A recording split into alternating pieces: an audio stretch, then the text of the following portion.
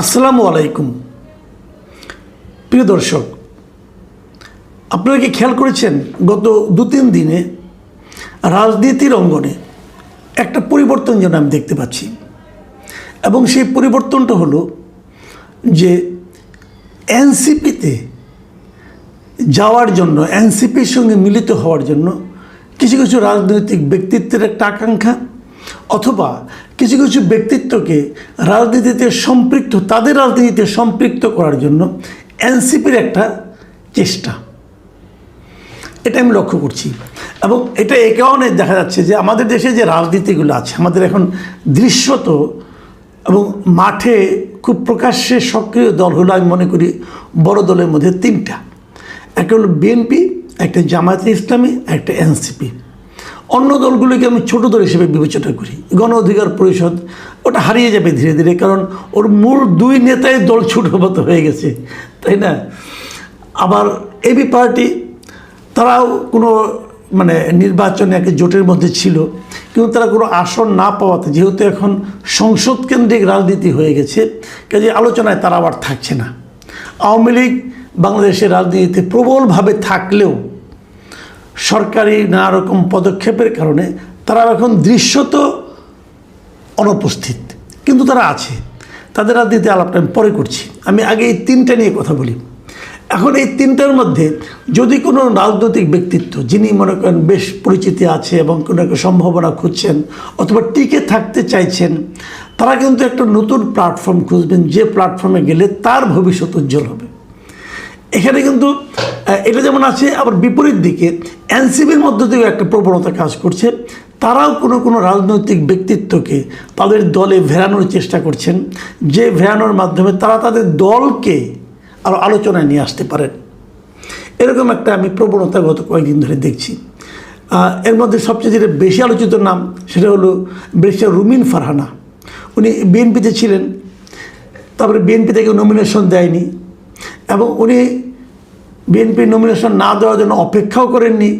উনি নিজেই স্বতন্ত্রভাবে ইলেকশনে দাঁড়িয়ে গেছেন, এবং ওখানে জামাতের প্রার্থী ছিল, বিএনপির জোটের প্রার্থী ছিল, সবার সঙ্গে একা ফাইট করে স্বতন্ত্রভাবে উনি বিজয়ী হয়েছেন। বাংলাদেশে স্বতন্ত্রভাবে নির্বাচন করে কোনো নারীর জয় আমার যদ্দূর মনে পড়ে, এটা রুমিন ফারহানাই একমাত্র ব্যক্তি। তো যাই হোক, উনি বিজয়ী হয়েছেন, এবং উনি বাংলাদেশের খুবই একটা পরিচিত মুখ। বিভিন্ন মিডিয়াতে ওনাকে দেখা যায় সরব উপস্থিতি। আওয়ামী লীগ যখন বিএনপিকে একদম কর্নার করে রেখেছিল, তখনও সংসদে রুমিন ফারহানার আমরা সরব উপস্থিতি আমরা দেখতে পেয়েছি। রুমিন ফারহানা দল থেকে সে স্বীকৃতি পায়নি, অথবা ভুল বুঝাবুঝি হয়েছে, আমি বলতে পারবো না, কিন্তু উনি নমিনেশন পায়নি বিএনপি থেকে, উনি এককভাবে নির্বাচিত হয়েছে। হয়তো অনেকে ভেবেছিল যে নির্বাচিত হতে পারলে হয়তো তাকে বিএনপি আবার ফেরত দেবে, কিন্তু সে ধরনের কোনো সম্ভাবনাও দেখছি না। রুমিন ফারহানার দিক থেকে যে সে ধরনের কোনো প্রচেষ্টা ছিল না, সেটা আমি বলতে পারবো না, কারণ আমার কাছে দৃশ্যত মনে হয়েছে একটা প্রচেষ্টা ওনার ছিল। সেটা কীভাবে ছিল সেটাও বলি। আপনার মনে আছে নিশ্চয়ই আপনাদের, যে সংসদ সদস্য যেদিন শপথ হয়, সেদিন কিন্তু বিরোধী পক্ষের একটা দাবি ছিল যে সংবিধান সংস্কার পরিষদের সদস্য হিসেবে শপথ নিতে হবে। সেই সংবিধান সংস্কার পরিষদের সদস্য হিসেবে কিন্তু স্বতন্ত্র সদস্য হয়েও রুমিন ফারহানা শপথ নেননি, এবং এই না নিয়ে উনি বুঝিয়েছেন যে বিএনপি যেভাবে ভাবছে, ওনার ভাবনার সঙ্গে বিএনপির ভাবনা মিল আছে। আমি ওটা দেখে প্রাথমিকভাবে মনে করেছিলাম হয়তো বিএনপি তাকে আবার নিয়ে নেবে, কিন্তু বিএনপি তা করেননি। আমি যতটুকু জেনেছি যে রুমিন ফারহানার সঙ্গে এনসিপির একটা যোগাযোগ চলছে। এটা কোন পক্ষ থেকে চলছে তা বলতে পারবো না, তবে এনসিপির একজন নেতা তো প্রকাশ্যে আমার কাছে এটা স্বীকারও করেছেন যে রুমিন ফারহানার সঙ্গে তাদের একটা যোগাযোগ হচ্ছে। এখন আমরা হাইপোথেটিক্যালি ধরেন যদি রুমিন ফারহানা এনসিপিতে যোগ দেন, তাহলে কিন্তু এনসিপির অবস্থানটা একটু পোক্ত হবে। কিন্তু আবার একটা প্রশ্ন উঠবে, রুমিন ফারহানা এনসিপিতে কী হিসেবে যাবেন? আবার সেখানে আরেকটা প্রশ্ন উঠবে, রুমিন ফারহানার সঙ্গে এনসিপির নীতিগত মিলটা কীভাবে হবে? এই সমস্ত প্রশ্ন নিয়ে আলোচনা চলতে থাকবে, এবং এই আলোচনা তেমন একটা জোরালো হওয়ার আগেই আমরা আরেকটা দেখতে পেলাম। সেটা হলো চট্টগ্রামের সাবেক মেয়র মঞ্জুর আলম, তার সঙ্গে দেখা করতে গিয়েছিলেন হাসনাত আবদুল্লাহ, এনসিপির বড় নেতা। এবং সেখানে ওনারা একটা মিটিং করেছেন, লম্বা মিটিং ছিল। সেই মিটিংয়ের পর হাসনাত আবদুল্লাহকে সেখানে হেনস্থা হতে হয়েছিল অন্ততপক্ষে যুবদল, ছাত্রদলে কিছু ছেলেদের কাছে। তারা জিজ্ঞাসা করেছিল আপনারা ফ্যাসিবাদের দোসরের কাছে কেন এসেছেন। কিন্তু তাদের এই যে বিক্ষোভ করা, প্রশ্ন করা, হইচই করা, এটা আসলে আমি মনে করি ভিত্তিহীন। এই কারণে মঞ্জুর আলম তো বেসিক্যালি ফ্যাসিবাদের দোসর ছিল অনেক, 2009 সালের পর থেকে সে আওয়ামী লীগের সক্রিয় কোনো অবস্থানে ছিল না। বিএনপির হয়ে মেয়র হয়েছিল, গত নির্বাচনও সে বিএনপির পক্ষেই ছিল। বিএনপির পক্ষে সে নির্বাচনী প্রচারণা চালিয়েছে বিভিন্ন প্রার্থীর পক্ষে। তারেক রহমান সেখানে যাওয়ার পর ওনাকে ফুলের সম্বর্ধনা দিয়েছে, বেগম জিয়াউর রহমানের রোগ মুক্তি কামনা করে মিলাদ করেছেন উনি। কাজে ওনাকে সরাসরি ফ্যাসিবাদের দোষর বলা যাবে কিনা এটা আমার সন্দেহ আছে।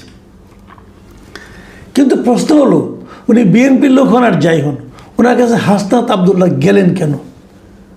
কেউ এমনও বলছেন যে হাসনাত আবদুল্লাহ গিয়েছিলেন যে চট্টগ্রাম সিটি কর্পোরেশনের নির্বাচন যখন হবে সেই নির্বাচনে মঞ্জুর আলম সাহেব নিজেই তো একটা ফিগার, কিন্তু উনি ওই এলাকায় চট্টগ্রাম শহরে ওনার বেশ একটা গ্রহণযোগ্যতা আছে এবং সবাই ওনাকে পছন্দও করেন। উনি মেয়র ছিলেন, এর আগে কমিশনার ছিলেন। কাজে উনি একজন খুবই শক্তিশালী প্রার্থী। এরকম একটা প্রার্থী যদি এনসিপি পেয়ে যায় তাহলে এটা এনসিপির জন্য কিন্তু একটা ইতিবাচক দিক হবে। আবার মঞ্জুর আলমের জন্য একটা দলীয় ব্যানার পাওয়াটা তো লাভজনক বটেই। তো এরকম একটা লাভ ক্ষতির হিসাব কিন্তু অনেকে করেছেন এবং আমি একটা মিডিয়াতে এরকম দেখেও ছিলাম যে উনি এনসিপি প্রার্থী হচ্ছেন, বাট ওনার নিজের কোনো বক্তব্য আমি এখনও পাইনি। আমি এটা নিয়ে ওনার কিছু জিজ্ঞাসাও করিনি। আমি কেবল আলোচনাগুলি বলছি আপনাকে। এই হলো একটা দিক। তো বড় বড় বিগ ফিগারকে তারা তাদের দলে টানার চেষ্টা করছে এনসিপি। আবার আজকে দেখলাম যে 3টা পার্টি, সেই 3টা পার্টি কি এবি পার্টি, আপ বাংলাদেশ ও বৈষম্যবিরোধী ছাত্র আন্দোলন, এখান থেকে 44 জন নেতা আজকে এনসিপিতে যোগ দিয়েছেন আজকে। এবং এরা মোটামুটি আন্দোলনের সময় পরিচিত মুখ ছিলেন। তো এরা যোগ দেওয়ার যে অনুষ্ঠানটা হয়েছে সেই অনুষ্ঠানে এনসিপির যিনি আহ্বায়ক মিস্টার নাহিদ ইসলাম উনি একটা গুরুত্বপূর্ণ কথা বলেছেন। গুরুত্বপূর্ণ আমাদের এই আলোচনার জন্য গুরুত্বপূর্ণ আর কি। তিনি বলেছেন যে ছাত্রদল হোক, ছাত্র শিবির হোক, ছাত্র অধিকার পরিষদ, এমনকি ছাত্র লীগ হোক, আমি রিপিট করছি, এমনকি ছাত্র লীগ হোক, তার সাবেক পরিচয় আমাদের কাছে মুখ্য নয়। তারা যদি কোনো ফ্যাসিবাদের অংশগ্রহণকারী না হয়, গণহত্যায় অংশগ্রহণকারী না হয়, গণহত্যাকে সমর্থন না করে থাকে, চাঁদাবাজ দুর্নীতির অভিযোগে অভিযুক্ত না হয়, সন্ত্রাসী না হয়, তাহলে ওনারা তাদেরকে তাদের দলে নিয়ে নেবেন। এই ছিল মূল বক্তব্যটা। এখানে কিন্তু খুব ইন্টারেস্টিং একটা পয়েন্ট হলো, ছাত্রলীগ হলেও তাদের কোনো আপত্তি নেই। এই জায়গাটাতে কিন্তু একটা বড় ইঙ্গিত আমি দেখতে পাচ্ছি। এমনকি আওয়ামী লীগ হতে পারে, কোনো সমস্যা তো নাই। তার বিরুদ্ধে চাঁদাবাজির, গণহত্যার, দুর্নীতির অথবা ফ্যাসিবাদের দোষর হওয়ার যদি অভিযোগ না থাকে তাহলে হতে পারে। আওয়ামী লীগের অনেক লিডার কিন্তু আছেন যারা নাকি আওয়ামী লীগ সরকারের সময় কোনো সুবিধা পান না, বরং নির্যাতিত হয়েছেন, তারা হয়তো আসতে পারেন। তাহলে লক্ষ্যটা কী? লক্ষ্যটা হলো এনসিপি তার দলকে বড় করতে যাচ্ছে এবং সেই বড় করার পদ্ধতি হলো যে অন্য অন্য দল থেকে লোকজনকে ভাগিয়ে নিয়ে এসে তার দলে ঢোকাতে যাচ্ছে। আবার বিপরীত দিকে অনেক লোক আছেন যারা রাজনীতি করতে চান কিন্তু কোনো প্ল্যাটফর্ম পাচ্ছেন না, একা একা কীভাবে থাকবেন, তারাও এনসিপিতে আসতে যাচ্ছেন। দেখুন, এটা হওয়াটা অস্বাভাবিক কিছু না, কিন্তু যে প্রক্রিয়ায় এই কাজগুলি ঘটছে সেটা নিয়ে আমার একটু প্রশ্ন আছে, আমার একটা অবজারভেশন আছে। সেটা হলো, আমার কথা হলো সবাই এনসিপিতে আসতে যাচ্ছে কি মধুর আশায়। এনসিপিতে কি মধু আছে? মধুটা কোথায়? এই বিষয়টা আমি একটু বোঝার চেষ্টা করতেছি যে এখানেই কেন এনসিপিতে এখন কোনো সরকারি দল না, কিন্তু এনসিপি সংসদে থাকা একটা দল, যে দলের 6 জন সদস্য সংসদে আছে, একজন মহিলা সদস্য তারা পাবেন, তাহলে 7 জন হয়ে যাবে। তাহলে 7 জন লোকের একটা দল যারা সংসদে থাকছে, তাদের দলের একজন আপনার লিডার হতে পারাটা হয়তো অন্য অন্য অনেক দলের চেয়ে গুরুত্বপূর্ণ। যেমন গণ অধিকার পরিষদ, এই দলের তো কেউ নেই, যদিও একজন আছেন আমাদের নুরুল হক নূর সাহেব, কিন্তু উনি তো মানে নির্বাচিত হওয়ার পর, এমপি হওয়ার পর, প্রতিমন্ত্রী হওয়ার পর উনি যেন মিডিয়া থেকে হারিয়ে গেছেন। রাশেদ খান উনি তো বিএনপিতেই জয়েন করেছেন। তো এই দল কিন্তু ধীরে ধীরে বিলুপ্ত হয়ে যাবে আমার ধারণা। এটা তো টু ম্যান পার্টি ছিল এতদিন, সেখান থেকে অনেকে চলে আসতে পারেন, এগুলো হবে। এবি পার্টি ধীরে ধীরে কী হবে আমি জানি না। এবি পার্টি দুজন বড় নেতা আছেন যাদেরকে মিডিয়াতে আমরা দেখতে পাই। তো তারপরেও আমি মনে করি যে এনসিপি ওইভাবে তুলনা করলে একটু বেটার পজিশনে আছেন।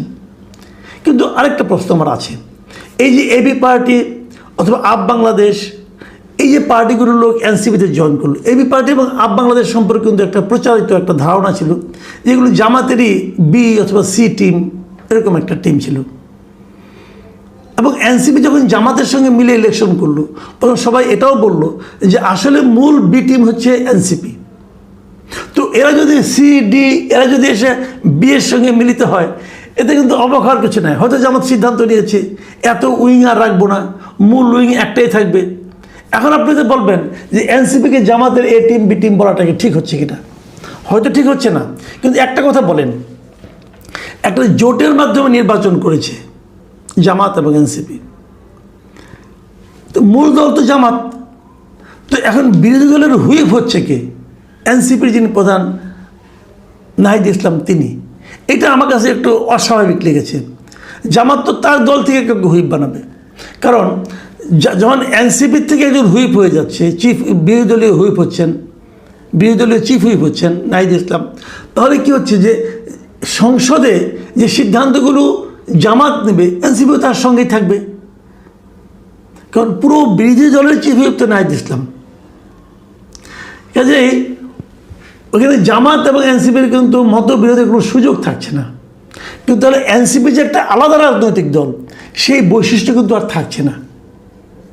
এই যে আলাদা রাজনৈতিক দলের বৈশিষ্ট্যটা হারিয়ে ফেলা, এটা আমি মনে করি একটা রাজনৈতিক দলের জন্য এর চেয়ে মানে বড় দুঃখের আর কিছু হতে পারে না। তো এভাবে মানে জামাতে ইসলামের একটা অঙ্গ দল হিসাবে অথবা বি পার্টি হিসাবে জামাত ইসলামের বি টিম হিসেবে থাকতে পারাটা একটা দলের জন্য কতটুকু সম্মানজনক আমি জানি না। কিন্তু তারপরও এই যে এত বিশ্লেষণ করলাম, এখানে অনেক নেতিবাচক কথা বললাম, তারপরও আমি কিন্তু মনে করি এদেশের অনেক মানুষ প্রধান দুই রাজনৈতিক দলের বিপরীতে একটা তৃতীয় পার্টি খুঁজতেছে। এবং আগামী নির্বাচন পর্যন্ত আওয়ামী লীগের কী হবে আমি জানি না। আমি ধারণা করি এই যে হয়তো আগামী নির্বাচনের আগে আওয়ামী লীগ তার রাজনৈতিক অধিকার ফেরত পাবে। যদি তেমনটি হয় তাহলে কিন্তু এ বি টিম আবার সে বিএনপি আর আওয়ামী লীগে হয়ে যাবে, জামাত তখন 3 নম্বর দল হবে। কিন্তু জামাত দলটার একটা সমস্যা হলো ওটা তো হুটহাট জয়েন করা যায় না, ওখানে একটা ধারাবাহিকতা, ওটা একটা ক্যাডার পার্টির মতো নিচে থেকে ধীরে ধীরে ধীরে ধীরে উঠতে হয়। সেটা একটু জটিল, চট করে বড় হওয়াটা একটু জটিল। এবার জামাত যে ভোটটা পেয়েছে সেটা দেখি বিভ্রান্ত হওয়ার কোনো সুযোগ নেই। যদি আওয়ামী লীগ ফিল্ডে চলে আসে তাহলে জামাতের এই ভোট থাকবে বলে আমি মনে করি না। সেক্ষেত্রে আমি মনে করি যে যারা নাকি এরকম নেতৃত্বের দিকে দ্রুত যেতে চান তাদের জন্য এনসিপি একটা ভালো অপশন সম্ভবত। কিন্তু সেক্ষেত্রে এনসিপির জন্য যেটা করণীয় সেটা হলো কারো বি টিম হয়ে যদি আপনারা থাকেন, আপনারা যদি নিজস্ব স্বকীয়তা উজ্জ্বল হতে না পারেন, নিজস্ব একটা রাজনীতি যদি জনগণের সামনে আপনারা উপস্থাপন করতে না পারেন তাহলে কিন্তু হবে না। এখন নিজস্ব রাজনীতি আপনি কীভাবে উপস্থাপন করবেন? আপনারা বলছেন যারা চাঁদাবাজি করেছে, যারা দুর্নীতি করেছে তারা যেন তাদের দলে না আসে। তো সেরকম ঘটনা তো আপনার দলের মধ্যেও আছে, আপনি দলের অনেক শীর্ষ নেতার বিরুদ্ধে অভিযোগগুলো আছে, সেই অভিযোগগুলো আপনি কীভাবে দূর করবেন? আমি চাই ব্যক্তিগতভাবে যে এনসিপি একটা নতুন দল হিসাবে, ইমার্জিং পলিটিক্যাল পার্টি হিসেবে এগিয়ে আসুক। এবং সেটা করার ক্ষেত্রে আমি যে আলোচনাগুলি করলাম এগুলি আমি বিভিন্ন সম্ভাবনা এবং সমস্যা, প্রতিবন্ধকতা এগুলো তুলে ধরলাম। এগুলিকে মাথায় রেখে যদি এনসিপির নেতৃত্ব অগ্রসর হয় আমি মনে করি সামনে হয়তো আমরা একটা বিকল্প রাজনৈতিক দল পেতে পারবো।